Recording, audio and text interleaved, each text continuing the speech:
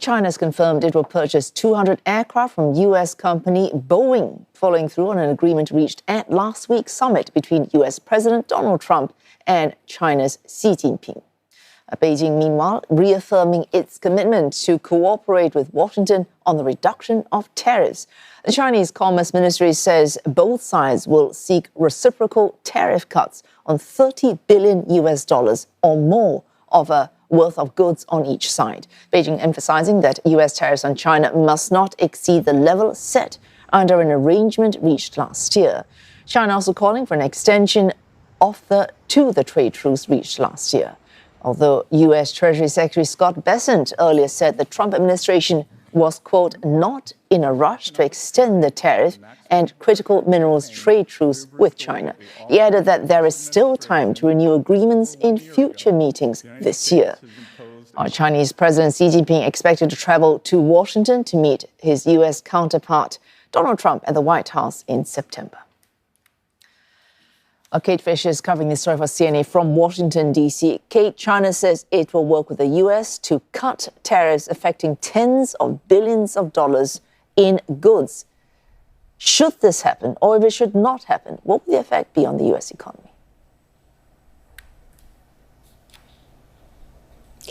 Well, I think it could have a modest effect, but I don't think it will be hugely changing. It could affect specific industries like agriculture and aerospace, both areas in which there appear to have been deals signed between the US and China. But in terms of the overall inflationary effect, for example, I don't think it is going to have a hugely significant impact.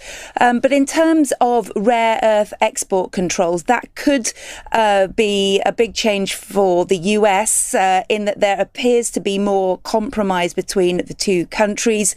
And of course, the US desperately needs those rare earths from China. But even so, I don't think China, it's not going to be a huge difference. Perhaps some easing up of licensing restrictions, for example, and an awareness perhaps from China that they don't want to restrict supply chains so much that it forces the US into a diversification and trying to find these things elsewhere. So I do think there will be an easing up, but I don't think it's going to be a huge change. I mean, well, we heard Scott Bessent there stressing that he is in no rush to extend the tariff and critical minerals trade truce with China. China, meanwhile, seeming committed to reaching or extending this trade truce. Are these just negotiating tactics, or do both actually mean what they say? Yeah, I think from those comments made by the Treasury Secretary, it seems to suggest that the US thinks that China needs stability more than the US does right now, that the US feels as though it is on a relatively safe economic footing, that things are stable, and it wants to increase the pressure on China still.